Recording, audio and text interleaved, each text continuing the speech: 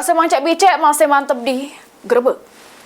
Hujan deras yang melanda wilayah Muratara tidak cuma mengakibatkan banjir yang merendam sejumlah rumah, namun juga memakan korban. 3 warga terberak terseret arus sungai sesudah perahu geteknya terbalik.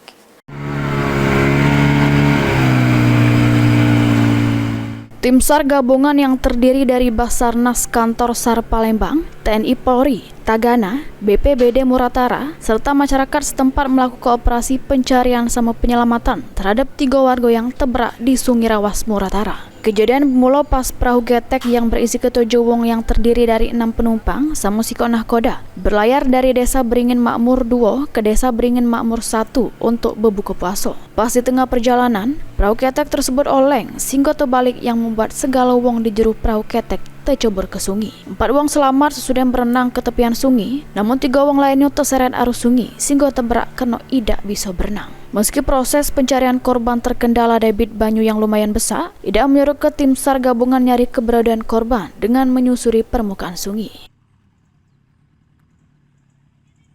Untuk kendala sendiri yaitu debit air cukup tinggi karena curah hujan setiap harinya selalu datang, tapi tidak mengurangi semangat kami untuk melaksanakan penyisiran bersama teman-teman tim SAR gabungan yang lain, dan semoga kami minta doanya semoga korban cepat ditemukan.